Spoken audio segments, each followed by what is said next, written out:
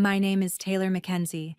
I am 27, and my family proved exactly who mattered to them on the day I graduated. That morning, my diploma arrived in the mail.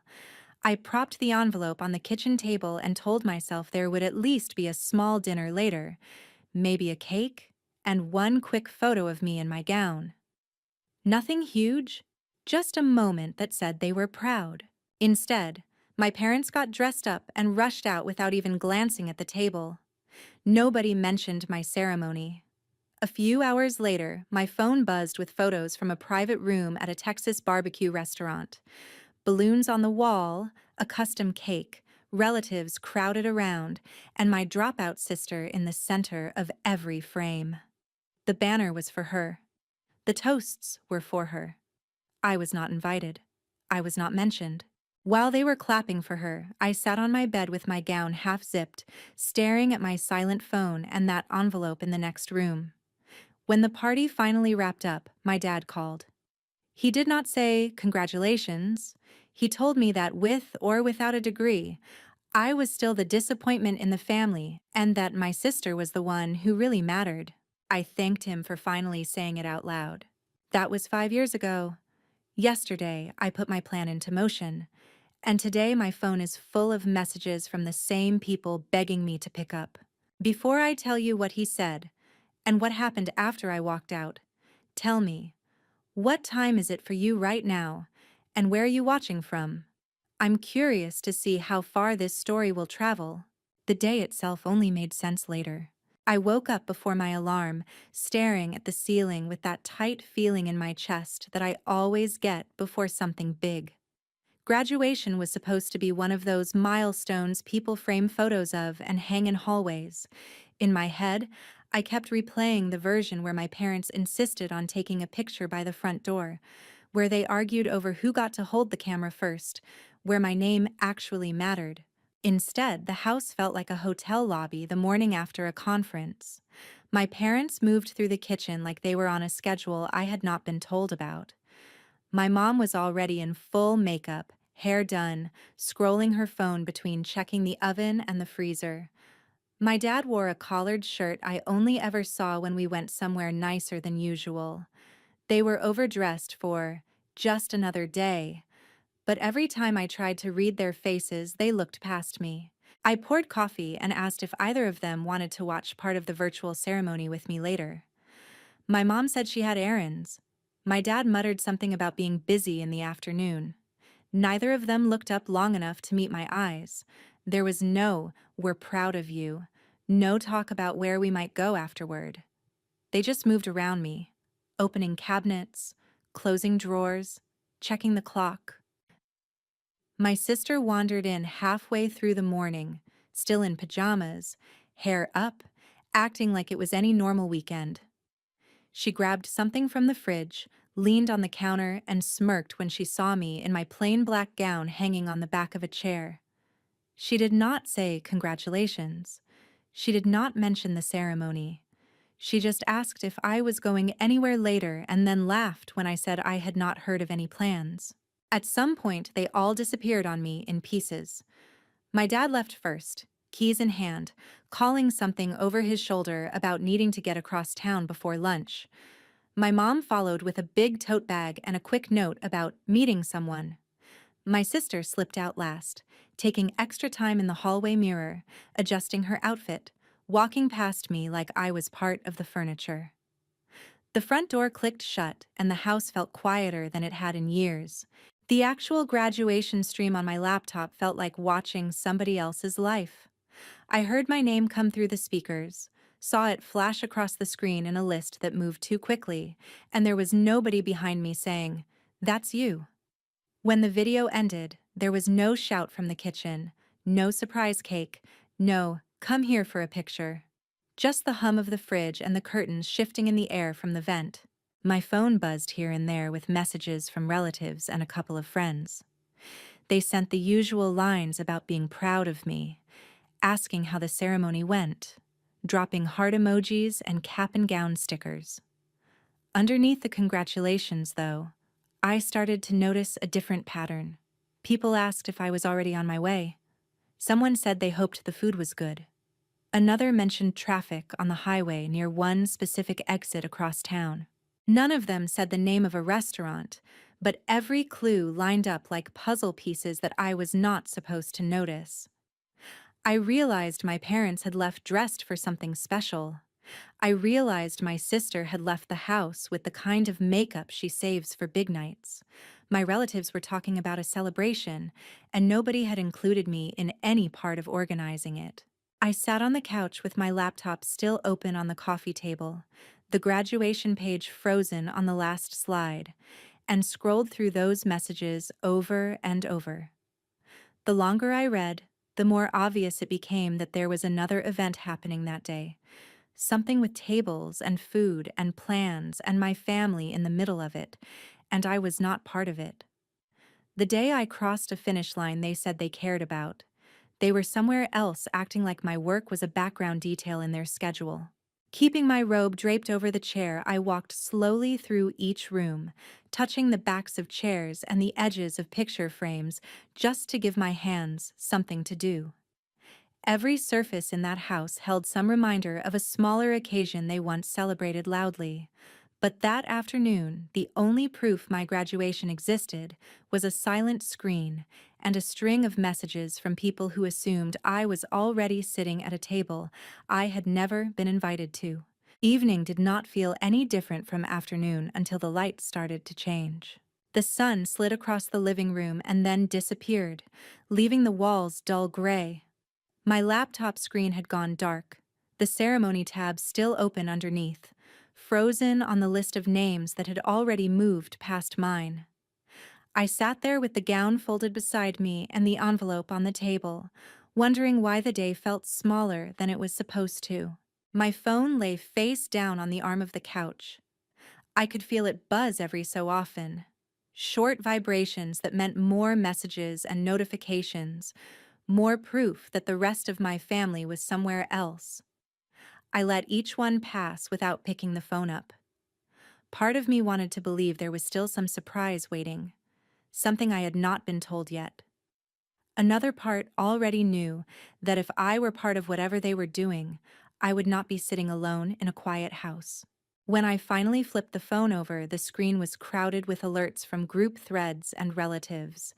There were emojis, exclamation marks, brief lines about how much fun everyone was having and how someone really deserved today. Nobody asked where I was. Nobody said they were saving me a seat. The way they wrote made it clear that, as far as they were concerned, the right people were already together in one room and I was not there. Reading those messages, I started seeing more than that afternoon. I saw late nights at the kitchen table finishing assignments while my sister slept in because she had figured out school was not for her. I saw weekend shifts to cover books and fees while she floated from idea to idea, always needing a little more help. Every time our parents told me I was the reliable one, it had sounded like respect. That evening, it felt more like a convenient label for the person you can lean on and still ignore. Outside, cars came and went on the street. Neighbors pulled into driveways, brought in bags from the trunk, called their kids inside. Windows lit up one by one as the sky darkened. I walked into the kitchen and turned on the light over the sink. The envelope with my diploma sat exactly where I had left it that morning. Next to it, my student ID and the printed program for the graduation stream looked like props from a ceremony that belonged to somebody else. I tapped my fingers against the counter, trying to decide whether opening that envelope would change anything about the way this day already felt. For a moment, I thought about leaving, not permanently, just long enough to avoid the instant where my family walked back in pretending this had been a normal day. I imagined taking the envelope and the gown, driving to a friend's apartment, and letting their parents fill the silence with the kind of casual praise mine never seemed to have time for. Even in my imagination, that scene felt borrowed. It did not fix the fact that the people who were supposed to show up for me had chosen not to. When my dad's name finally lit up the screen, it did not surprise me. I was more surprised by how steady my hands felt when I picked up. The call did not last long. He did not ask how the ceremony went or whether I had managed to celebrate at all. Instead, he talked about how families have to be realistic, about how some people have potential that does not show up on a transcript, about how there are kids who chase grades and kids who take risks. He never said directly which kind he thought I was, but he did not need to. Every example he gave pointed in the same direction. The one who had walked away from school, according to him, had something special. The one who had stayed and finished, according to him, had done nothing more than meet basic expectations. He framed it like a simple fact, not an insult, which somehow made each word land harder. By the time I ended the call, my ears were ringing even though he had never raised his voice. I set the phone down next to the unopened envelope and stared at both for a long moment. The room looked exactly the same as it had that morning, but something in me was not. Whatever story I had been telling myself about this being a misunderstanding did not survive that conversation. Graduation was no longer just a milestone. It was the point where the hierarchy inside our family finally stopped being subtle. The next week, small details started lining up in ways I could not ignore. Bills and statements had always been background noise in our house. Envelopes piled up on the counter, then vanished into a folder my dad kept in his office. I knew roughly what utilities cost because I grew up hearing complaints about them, but I never really studied the numbers. After graduation day, that changed. It felt like someone had taken the filter off, and every line with my name on it suddenly came into focus. I started with my own bank account, mostly to keep from replaying that phone call in my head. I opened the app, expecting the usual list: rent, groceries, a couple of small online orders. Mixed in with those were charges that did not belong to my life, a streaming service I did not use, a phone bill that did not match my plan, a payment to the company that handled utilities for my parents' house. The longer I stared at the screen, the less accidental it looked. The same company names appeared every month, sometimes on the same day, always pulling from my account like it was just another part of the household system. When I clicked into one of the payments, my own information was set as the primary contact: my email, my card number. Somewhere between semesters and part-time shifts, my details had turned into the default for more than just my own expenses. Curiosity turned into something sharper. I pulled out a folder where I kept pay stubs and tax forms and laid everything across my bed. With a notebook beside me, I went back through months of transactions, writing down every charge that felt out of place. 2 columns formed without me planning it. One for the life I actually lived, one for the life my family had attached to my account. The second column grew faster. My email filled in the gaps. There were welcome messages and renewal notices for services I barely remembered agreeing to. Some dated back to the year I moved home after losing a campus job, when my parents told me not to worry because we would handle things together. Back then, I had been relieved to hear that. Looking at those messages now, the word "together" felt inaccurate. Scrolling social media finished what the bank statements started. A photo from the party I had not been invited to popped up in my feed, tagged by a relative who assumed I had been there. In the comments, between compliments on the decorations and jokes about barbecue sauce, someone wrote that my family always found a way to help my sister whenever she hit a rough patch. Another replied that at least they had one kid who could be counted on. No names, no tags, but the roles were obvious. I stepped away from the screen and stood in the doorway of my room, trying to line memory up with evidence. I remembered handing my mom my card, just this once, to cover a past due bill she said she would take care of. I remembered my dad asking me to set up automatic payments because I was better with computers. None of it had felt wrong in the moment. It had felt like being the adult child who could handle logistics. Seeing the totals pulled out of my account month after month, it felt less like helping and more like being quietly drafted. When my phone buzzed again, it was a message from a cousin asking if things were okay at home. She added that my mom had once told her it was only fair that I picked up more of the financial slack because I was responsible, and my sister was still finding her path. Reading that line made my stomach drop. Fair, in that sentence, did not sound anything like equal. I went back to the notebook and wrote that sentence at the top of a fresh page. Under it, I listed every time I could remember covering something that was not really mine. Gas for a car I did not drive, fees for classes I did not take, deposits for apartments I never stayed in. Each item on its own looked small enough to dismiss. Stacked together, they felt like proof. By the time I stopped, my bed was covered in papers and my notebook was half full. The envelope with my diploma sat on the corner of my desk, still sealed, while I traced years of decisions that had turned my future into a safety net for everyone else. For the first time, the imbalance in our family was not just a feeling I could be talked out of. It had amounts, dates, and confirmation emails that did not care about anyone's excuses. By the time I finished sorting through those papers, I knew I could not keep pretending the way money worked in our house was normal. The notebook stayed open on my bed all night. Every time I tried to fall asleep, the columns I had drawn earlier lined up in my head. What actually belonged to me on one side, what I had paid for, that never touched my life, on the other. If graduation day had looked even a little bit like support, I might have kept calling it help and left those numbers buried. Morning sounded exactly like every other day there. Cabinets opened and closed. The coffee maker clicked on. The local news hummed from the living room. My parents had built a routine around the assumption that I would slide back into my old role without saying anything.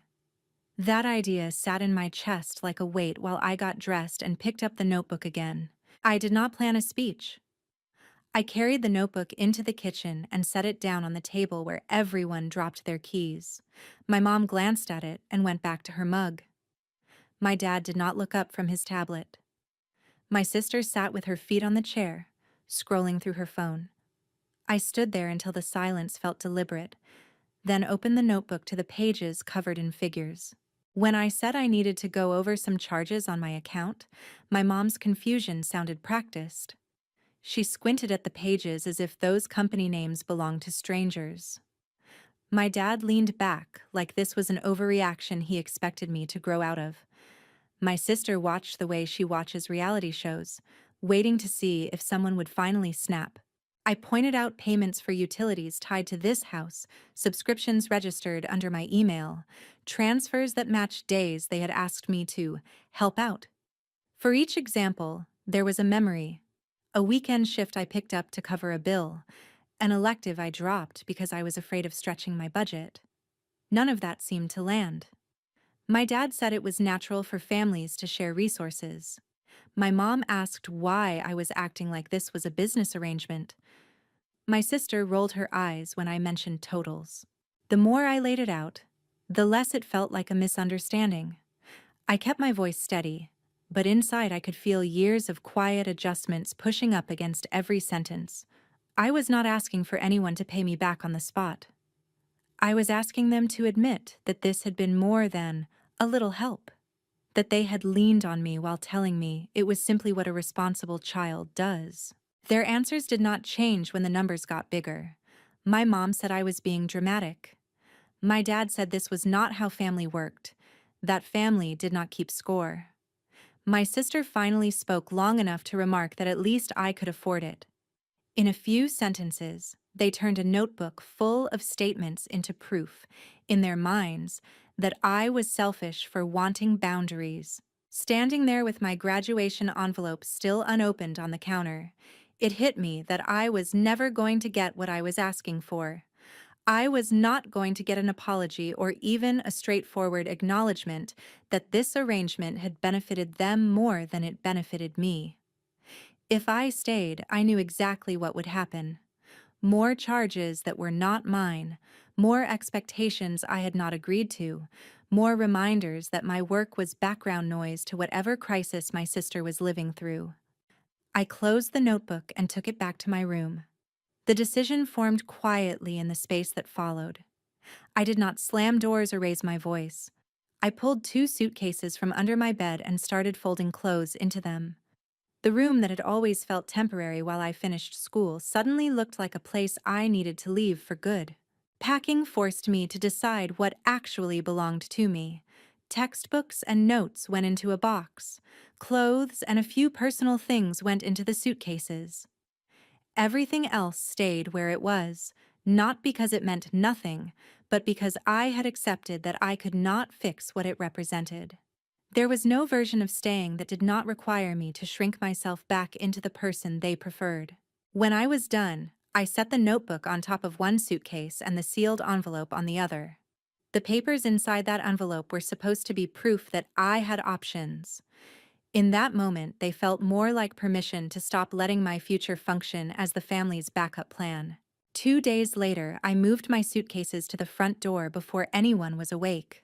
The house was still, the kind of quiet that used to feel safe when I was younger.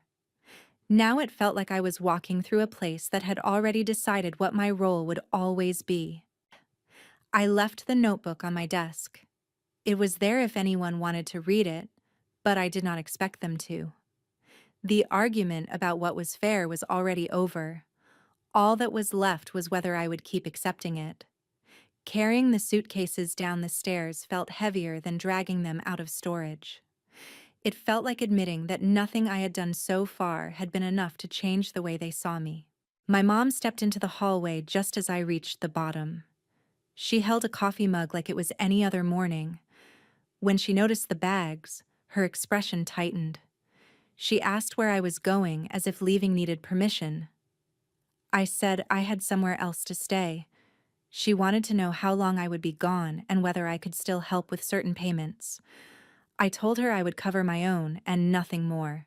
My dad stood in the kitchen by the table, tablet in front of him. He reminded me of every time they had helped when money was tight, listing moments from years ago like items on a receipt. When he finished, he waited for me to drop the suitcases and apologize. Instead, I picked up the envelope with my diploma, slid it into my bag, and said I would handle things on my own. My sister watched from the doorway near the garage, one shoulder against the wall. She did not try to stop me. She said I was making a big deal out of nothing, that nobody had forced me to put my card on anything. The comment landed the way it was meant to, as proof that the people who had benefited most from my help did not see it as a cost at all. I did not answer her. There was nothing left to explain. Once I closed the front door behind me, the air felt different. The street was the same, but for the first time in years, I was not leaving with the expectation that I would come back and fix whatever needed fixing. I drove to a small apartment across town where a friend had cleared a corner of the living room for me. It was cramped and temporary, but it felt more honest than the house I had grown up in. The first thing I did after dropping my bags was open my laptop. I logged into every account I could think of: bank, phone, utilities, streaming services. Wherever my card appeared next to my parents' address, I removed it. For some, that meant turning off automatic payments. For others, it meant calling customer service, repeating that I no longer lived there and would not be responsible for future charges. It was slow, but watching my name come off those files felt like pulling my signature off a contract I had never agreed to sign. Messages from home started to arrive before I finished. My mom asked why a payment had failed. My dad demanded to know what I thought I was doing with the bills. My sister sent a screenshot of an error message and a complaint about losing access to something she needed. None of them asked where I was staying. All of them assumed I was supposed to keep everything running. I did not answer each message separately. I wrote one response and sent it to both of my parents. I told them I had removed my information from any account I had not explicitly agreed to take on, that I would be paying only for my own expenses from now on, and that if they tried to add my name or card anywhere without asking, I would dispute it. I did not add explanations about feelings or history. Every softer version of that line had already been ignored. That night, on an air mattress in the corner of a living room that did not belong to me, I listened to the hum of a different refrigerator and the traffic on a different street. My phone lit up again and again with new messages from home, most of them angry, some accusing, a few calling me ungrateful. I turned the sound off and placed the phone face down. Their crisis stayed on the other side of a screen instead of spilling into my plans. The fallout from their choices was finally starting to land where it belonged, and I was not stepping between them and the impact anymore. 5 years passed faster than I thought they would. At first, I kept expecting someone in my family to decide that what happened around my graduation had been too much. For a while, the distance almost looked like growth. Messages slowed after I stopped answering demands about bills. Calls came less often once it was clear I would not hand my card over again.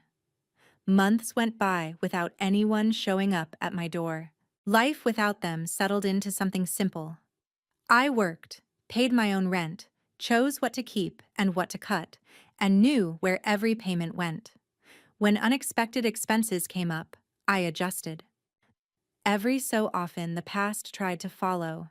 A collection notice would arrive with my name tied to an old address, or an email would mention an account I did not remember opening. Each time, I pulled out the folder in the back of my closet and went through the same process. I explained that I no longer lived there, that I had never agreed to be responsible for those balances, that my details had been used without my consent. It took time, but the result was the same. The debt came off my record and shifted back toward the people who had actually created it. News about my family reached me in fragments. Someone mentioned that my parents had to move into a smaller place because they could not keep up with costs once outside help disappeared.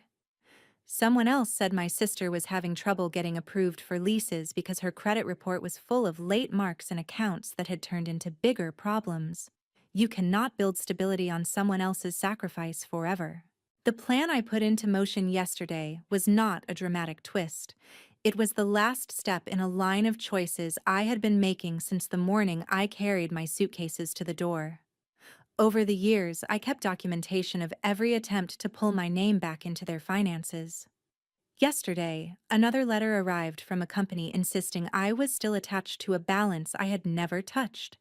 Instead of quietly fixing it and moving on, I filed a formal dispute, uploaded the file with everything I had kept, and sent a short notice to my parents stating that any future use of my information would be treated as fraud. On paper, it was just a few clicks. In practice, it shifted the weight off my shoulders. Within hours, my phone started buzzing the way it used to. My mom asked why I was trying to make things official. My dad warned that involving outside agencies would hurt the family. My sister insisted I was ruining her chance at starting over. None of them talked about what they had done to bring us here. They only focused on the part where I had stopped quietly absorbing the impact. I did not answer. I let the messages stack up. Later, I skimmed through them like old notes from a class I already passed. There were apologies mixed with accusations, lines about forgiveness next to comments that still implied I had overreacted. Under everything, the pattern stayed the same. They wanted me to carry the consequences of their choices and call it love. Blocking their numbers felt less like slamming a door and more like locking a gate that should have been closed years ago. I updated my phone settings, removed them from emergency contacts, and told the few relatives I still speak to not to forward anything about my parents' situation.